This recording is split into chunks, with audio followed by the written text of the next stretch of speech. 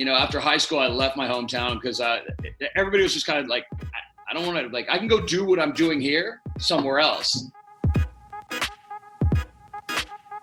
That was Dave Budworth, aka Dave the Butcher. I'm your host, Jeff Hunt. Welcome to Storied San Francisco, a weekly podcast where San Franciscans from all walks of life share their stories, and you get to know your neighbors. In this podcast, Dave talks about growing up in nearby Santa Rosa.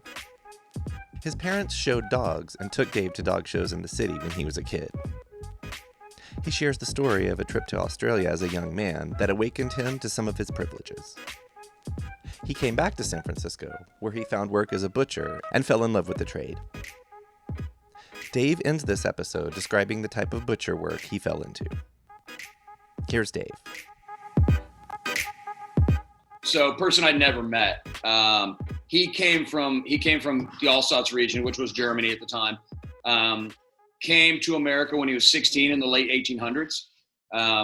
He was already like a master butcher, already trained as a butcher in Germany because they're very efficient. And lived in Chicago, worked in the cattle yards there.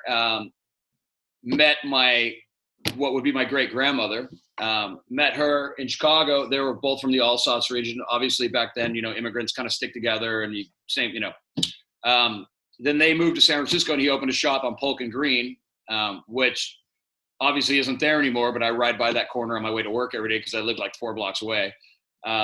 So he got wiped out in the 1906 earthquake, and so he uprooted the family and moved to Hawaii. And so I have pictures of my grandmother, my dad's mom, on like a Harley Davidson that looks like a bicycle on Waikiki Beach with no hotels in like 1907. Crazy. So he and I, my great grandfather and I have very similar, like, he traveled a lot. He moved around a lot. He ended up in LA for the last part of his life, but he was Germany, Chicago, San Francisco, Hawaii, whereas I've been Santa Rosa, Santa Cruz, San Francisco, Berlin, Oakland, Amsterdam. We both have, and I didn't become a butcher because I wanted to. I really kind of fell into it and found this weird love for it when I was about 24. I know you said you never met your great-grandfather. Do you know what sort of drew them to San Francisco before they? I don't. I think it was just kind of that, late 1800s. San Francisco was prosperous. Right. And I think from what I would imagine, knowing what I know about him, that would be, he would have moved here for that. And he was able to open his own butcher shop. And, he did that, like I said, and he did that until the earthquake. And I still have his knives that he brought. I still, on a daily basis, I still use the knives that my great grandfather brought from Germany in 1890. Holy fuck. Don't tell the health. They're carbon steel, so don't tell the health department. Right. For whatever stupid reason. Okay. Yeah, I still use his knives. And what an heirloom. That's fucking awesome. Yeah, it's really cool. I grew up with this knife in my dad's kitchen drawer, and when I was a kid, I was always like, don't touch that knife. It's super scary. It's like giant, and like now I spin it in my fingers and wield it like a drumstick. And it cuts what I'm guessing is a fucking excellent cut to meat. You said the shop was at Polk and Green. Do you happen to know where they lived? Where? Above. They lived above the shop. Oh shit! Of course, as you do. Yeah. And we found that out because we found like a phone book back in that time period would have like your name, and it would be like, like so-and-so podcaster and your phone number. Like in the phone book, it had your profession and your address. And so my cousin found an old phone book with my great grandfather's address and like profession and whatever. That's kind of how we dialed it down into like where it was. Wow. So you said there was a lot of moving around Hawaii, Los Angeles. What got your family back up into Northern California and eventually Santa Rosa, where you were born? Do you know the story there? So that's all my dad's side of the family. My mom's side of the family, they came over on covered wagons they ended up in Cloverdale. My great grandmother on my mom's side was the first white baby born in Flora, Oregon, which is kind of like Northeast Oregon where there's nothing, right? but that's why it's named Flora, Oregon, because she was the first white baby born there. So then they came from there to Cloverdale. And then my mom was raised in Hillsburg. And then on my dad's side, my great grandfather came back from Hawaii and ended up in Sebastopol, raised his daughter. Then he moved to LA, and my grandmother, my dad's mom, met my dad's father. He was a farmer in Hillsburg. So my dad grew up on an apple ranch in Sebastopol. My dad grew up on an apple ranch in Sebastopol. Okay. My mom's from Hillsburg. My dad's from Sebastopol. I grew up in Santa Rosa. So it's like I'm kind of like, old pioneer blood of that Sonoma County kind of thing. Like one of our family was one of the first to settle Hillsburg back in the day. Whoa. And so like, Very and then cool. and then as soon as I got out of high school, I was like, peace the fuck out. I'm out of here. You're all small-minded. Can you take us through growing up? So you said you're born in 65, so you grew up like into the 60s and into the 70s. What was Santa Rosa, and if you ever ventured out much, what was Northern California like back then? It was definitely overall a lot more small townish. Mm-hmm. Santa Rosa was the biggest city between San Francisco and Portland, and I think still is. But it was still a small farm. Hillsburg, there was no such thing as wine country. Napa was a bunch of hillbillies. Santa Helena was a bunch of Hicks. Hillsburg was pretty much all Mexican prune picking dudes. Mm-hmm. So it's a lot of migrant farm workers there. Santa Rosa was definitely kind of the white people farm town. When I was growing up there, we thought we were the cool kids, because we were the big city, Santa Rosa, big city, right? Yeah. And my parents were married in 57, but I wasn't born till 65. So obviously my parents had a lot of generational issues. Whereas, by the time 1975 rolled around and I'm 10 years old, I just wanted to be Steven Tyler and get high and like listen to music. My parents were like, you don't like, Gene Autry or like, leave Lawrence Welk. Oh yeah, I grew up on that shit. Oh man. But it was definitely like the 70s were definitely more carefree than the world is today. Right. And I can look back and be like, oh, it was such a great time. But, for certain races and colors, it wasn't a great time. Right. It was very much that kind of, it was still kind of white people land. Like I didn't go to school with a black kid till I was 12. Oh, wow. And I wasn't like upper rich people. I was, we were kind of like bottom end middle class. Like my parents worked really hard to keep me in shoes and put me in a good school and all that. Mm-hmm. We weren't never rich by any standard, but Santa Rosa was very much a white town. We had like one neighborhood where the black people lived, and one neighborhood where the, like brown people lived, and the rest of it was white. I was always kind of the insecure kid who like bonded with the stoners when I was 11.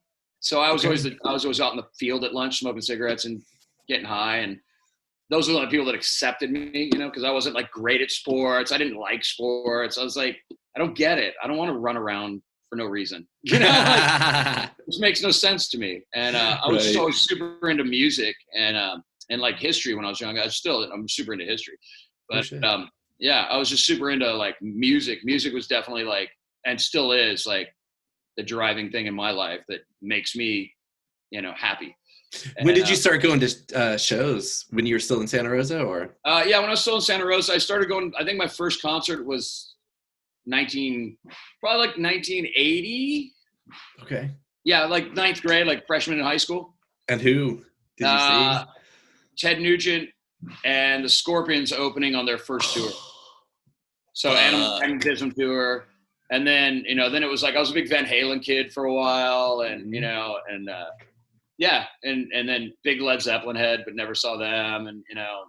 And as I got older, I just embraced more music and, I was super metalhead until I was like 20. And then all of a sudden I had a friend who turned me on to like jazz. And I was like, what the fuck is this? And then he turned me on to like Django Reinhardt and some other stuff. And like, he turned me on to poetry, and all of a sudden I was super into like that whole kind of beatnik, but also like, so that's kind of, after high school, I left my hometown because everybody was just kind of like, I don't want to, like, I can go do what I'm doing here somewhere else. Right.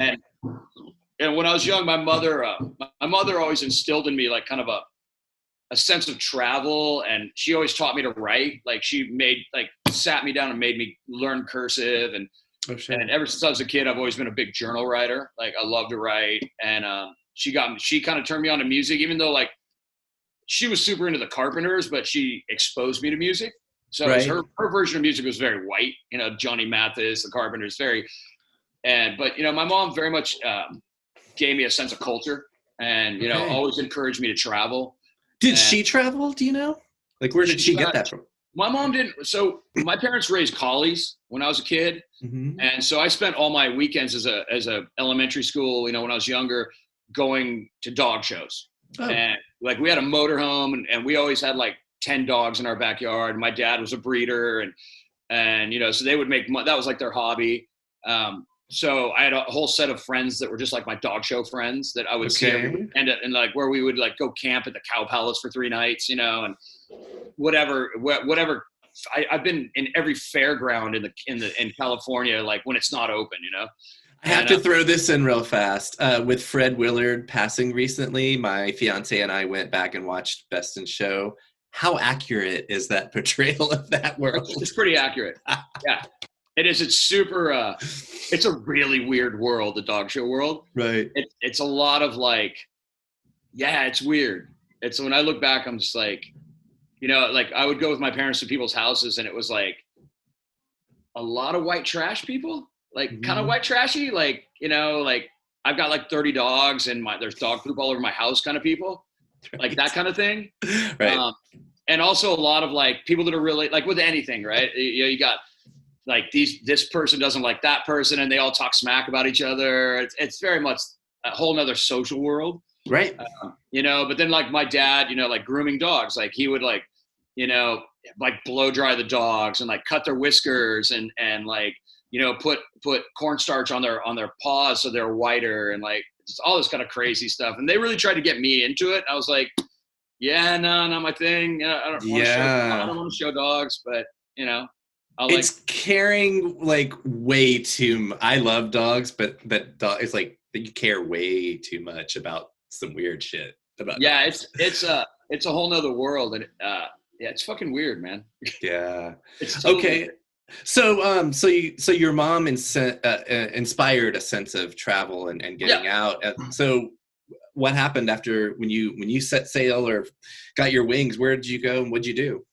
I left Santa Rosa with my girlfriend at the time when I was 19, moved to Santa Cruz, lived there with her and her dad, and then her and I broke up, and then I got into like a serious crank habit, and was just doing tons of drugs and just like, you know, like, yeah, not hanging out with cool people. And I was kind of, you know, like school's not my thing. Like I love to learn, and I'm like, I'm very self-educated.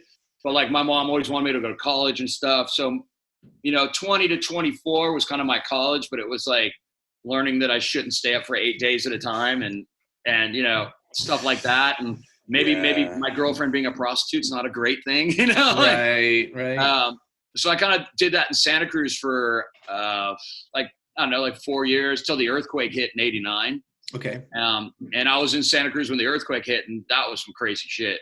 And at that time, I was kind of homeless, so I was kind of living on people's porches and couches. Oh, wow. And so I kind of hit a point where I was like, I can't do this anymore. So I moved all my stuff to my parents' house, and then I came to San Francisco, and this chick that I was supposed to stay with in the Tenderloin, she wouldn't answer. I kept calling her from like payphone back in the day. So this is like, you know, like 1991, end of 91. And so I called my buddy that lived in the lower Hayes Valley, actually. And he was like, yeah, I'll come pick you up. And I like, you know, I had a sleeping bag and a backpack and $100 to my name. That was pretty much what I was at.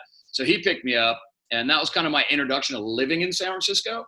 Yeah. So my buddy, we get to his house. And right then that area was it was like right on the border of lower Hayes Valley. Mm-hmm. And like, I had no idea. I'd never lived in San Francisco. I'd spent a bunch of time like spending time in San Francisco, but I never lived in San Francisco. So I moved to his girlfriend's house on 24th and Petro for like 6 months.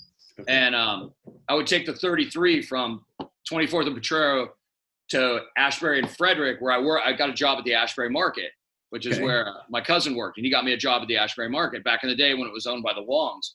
Ashbury Market is still Ashbury Market, but it's on like the third different owner since then. Okay. Like the Chinese family that owned it sold it like 15 years ago. Okay. But they had it. So they had a market in the 60s on Laguna.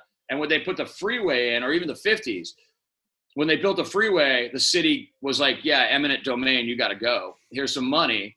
So they opened up Ashbury Market on Ashbury Frederick, which at the time wasn't a really rich neighborhood, but then it blew up. So that market, like they made bank at that place.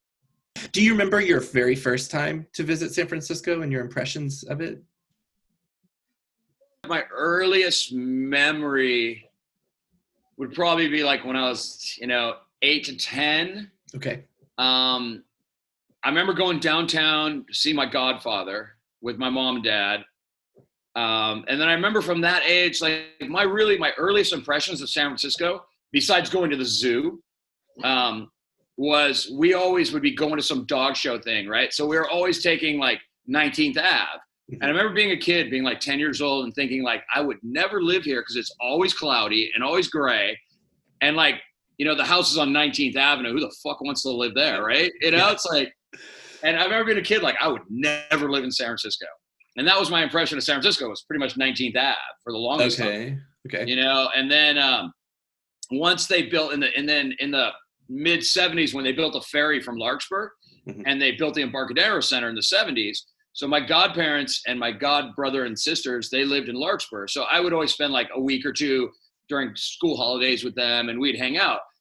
And once they built the ferry, my god sister and I, we would always get on the ferry and we'd go to the Embarcadero Center. And that was like our playground. We'd get to go like just hang out in the Embarcadero Center all day long and run around by ourselves.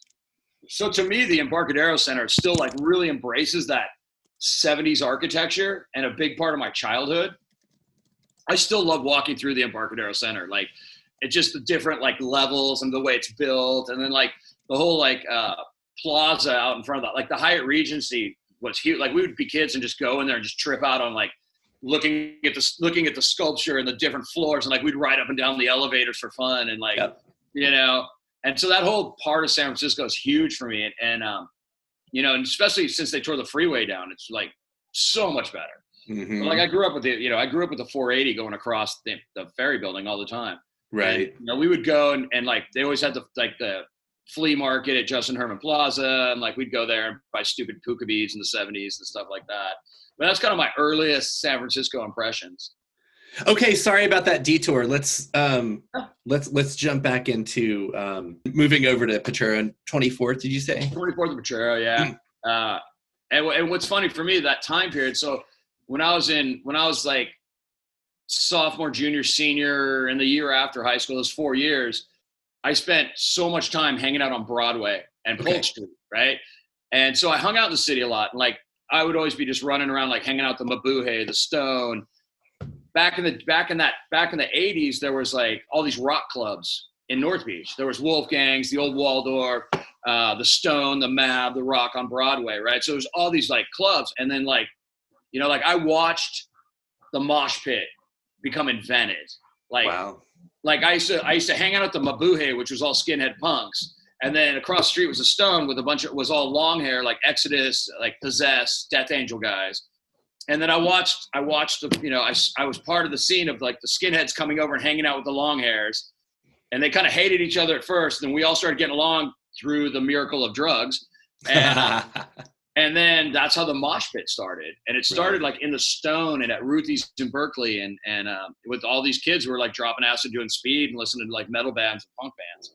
Yeah, that was really cool. But I'd never lived in the city. So then all of a sudden I'm living here, and I would take the 33 across the city, which is a great bus to go from like 24th and Potrero all the way to the Upper Haight. Like It's beautiful. It's a beautiful ride. And so I worked at Ashbury Market for a couple of years. I met my now ex-wife the day I moved to San Francisco. Oh. And so we got together, and we were together for like 15 years. But she was super into traveling, and like I'd always wanted to travel, but I just never knew how to do it, kind of thing. And it's just like whatever, insecure 24-year-old kid. So she took off and went sailing, and she went to New Zealand and sailed from New Zealand to New Caledonia to Australia. Jesus. So she was gone for a few months, and I was like, oh, I miss you. Like, I'm gonna come meet you. So my first trip out of the country was I flew from LA to Darwin, Australia, and ended up meeting up with my ex-wife at the time, or my girlfriend who was at the time, in the middle of nowhere. And we ended up working on like a squash farm and like hunting crocodiles and kangaroos and like working with these bikers. And like Darwin is closer, like where we were in the jungle, like we were closer to Indonesia than anywhere in Australia, basically. Oh, wow. We were right across the channel. So it was this huge like awakening of culture, right?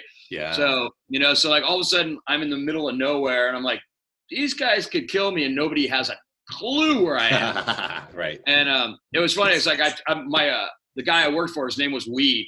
He's this Australian cat, tattoos everywhere. And he took me out hunting one night, and I was like, dude, they're gonna kill me and rape my girlfriend. Like I had no idea where we were. We were out in the jungle, and like a week later, we were drinking beers, and I was laughing. And I told him the story, and he was just like, why would like. Here's this like hardcore biker looking at me like I'm the violent, crazy person. Right. And he's like, why would you think that? And I was just like, I'm American. Like, yeah. That's what we do. I feel like every, especially white, lower middle class and up person should experience that feeling once in their lives. Right? Yeah. Yeah, it was crazy because I was like in the middle of nowhere working for these biker guys, and they were tough. And like, you wouldn't want to cross them. Right. But in general, they were like, they didn't think as crass as an American, it's not like I'm scared to go to the gas station because those guys might kidnap me and bear me up to my neck for fun, Right. Right. Like America's a fucked up place. So, okay, take us out of, I assume you didn't stay there much longer. Right. So I spent 6 months in Australia. We hitchhiked across the country. That was fantastic. Amazing. Like driving across, the main highway across Australia is like 2 lanes. Right. And there's just kangaroos everywhere. And like dead kangaroos, because the truckers run them over for sport because they're considered a nuisance. Right.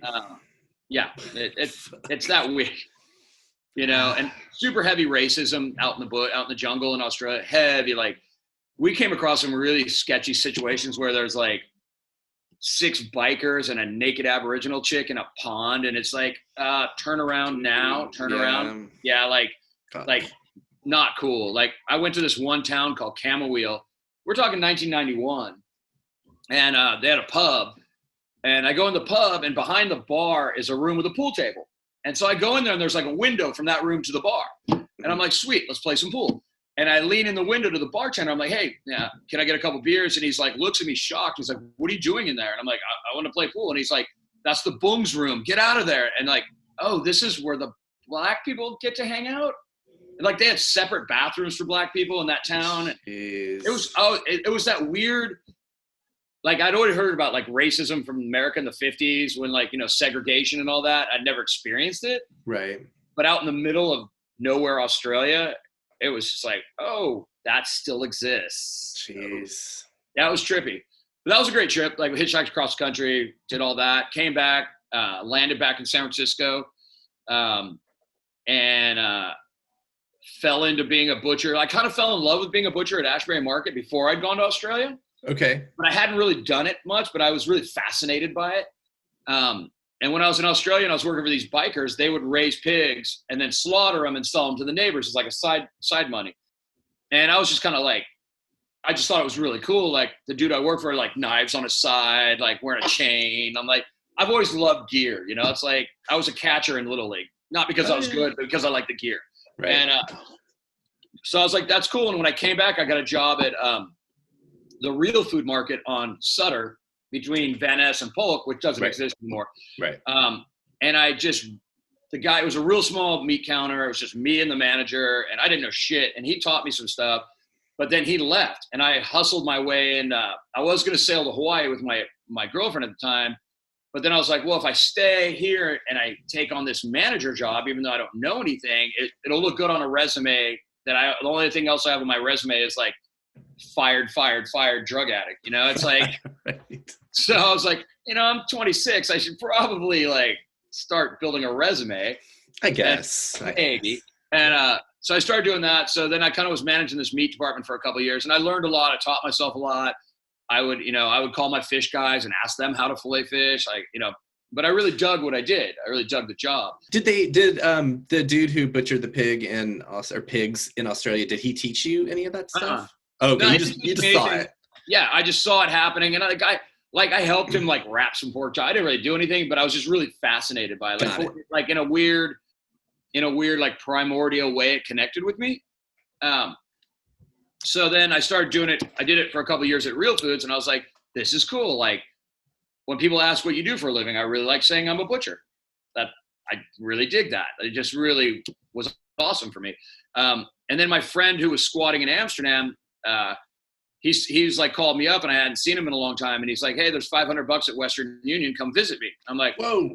I'm like, cool. I'm going to Amsterdam. So I went to Amsterdam and I squatted out there for like 6 months and grew weed, sold weed to cafes, and just, smoked weed, rode my bike around Amsterdam, and was like, as you do, this is really awesome. Yeah. And I never wanted to go to Europe. Like, my mom and her traveling, she always told me I needed to go to Europe, and she was always into Europe.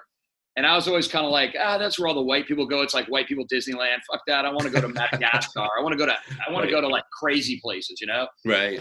Like I always wanted to go to like the Gaza Strip and just like, what the fuck is going on there? I want to go check this out.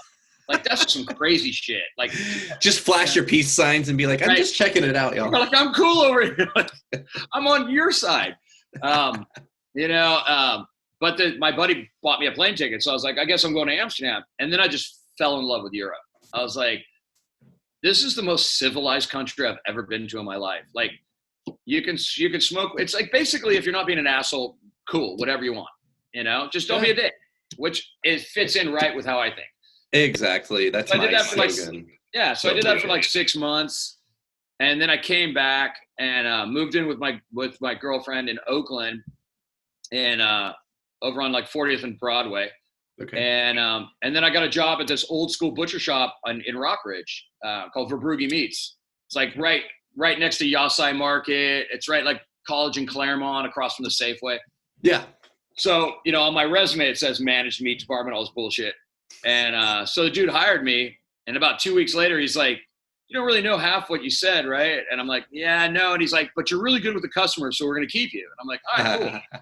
And so I was the youngest butcher by like 30 years. So I learned from all these like old school cats, old San Francisco cats who like guys that grew up in their dad's butcher shops, who were like, I didn't want to be a butcher, but my fucking dad made me be a butcher. That kind of mentality. Like I learned from guys whose lineage was like Depression era butchers. Wow. Right. All these old guys. So, I learned to cut like the tip of my finger off and just keep working. Like shit like that. Like, you don't go to the doctor, Any shout outs, any names you want to drop of those guys? Like Verbrugi Meats in Oakland, Jerry Verbrugi, he's like my illegitimate father. We have very much, now that I'm really successful, like he's given me the, like I'm proud of you. Yeah. But pat on the back. Right. But I'm 55. I'm as old as he was the day he hired me in 1992. Wow. He's like, he'll be 80 in August. Okay. But, yeah, I mean, it was rough. Like, it was old school, man. You go to work for 12 hours, 5 days a week. And if we need you to stay, you're staying, shit like that. Like there's no HR department, Yeah. Well, barely any labor laws. I mean, no. I mean, I've had meat thrown in my face. Like, why'd you put this in the counter? Like slam, like an abused apprentice makes a better butcher kind of mentality. Right. Yeah. Very much like, shit they used to do. Like they used to put like fish guts in the floor sink and pour hot water on them and just be like, yo, Dave, you need to clean this out. Like, oh, fuck. And it was like that test, right? Like, okay, I'm not going to bitch. I'll just do it. And the more I did it, the more they would respect me. Right. Cause I'm like, whatever, I don't give a fuck. Yeah. And that was before like latex gloves or anything like that. Mm-hmm. But I learned a lot there. And then I ended up moving back to Santa Cruz with my ex-wife. And I got a job at Shopper's Corner, and I learned a bunch there, like breaking beef and how to do carcass and do more. Like I just really wanted to, I wanted to be able to tell the stories that these old butchers told authentically. And, for me, it was this thing of like all these old guys would talk about how it sucks to bone out beef plates. And so I was like, I want to do that. I don't care if it sucks. I want to be able to bitch about it. You know, it's like, I want to be that old school butcher. Like, I want to go through what they went through. Like, you know, and, you know, I've cut the shit out of my hand. I've done it all. And now they all respect the shit out of me now, which is, it's not as much like I wanted their respect, but I also wanted to be their peer. You know, it's like, right. I wanted to, and now it's been kind of cool because, you know, I mean, we'll get to it, but like now I'm kind of the last of that generation. Because when I got into butchering, nobody was getting into it. Everybody, even the old guys, were like, go find something else to do. This is a dying trade. This is bullshit. But I really love doing it. So it wasn't even about making a ton of money. It was about, I have something I get to do every day that I like, instead of doing a job I hate, but making a ton of money. That was Dave Budworth.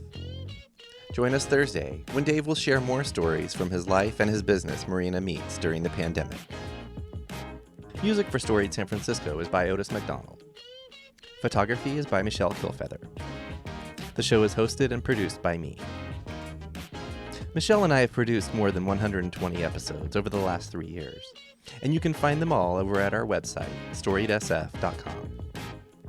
We're on Twitter, Instagram, and Facebook, as well as just about everywhere you can listen to podcasts.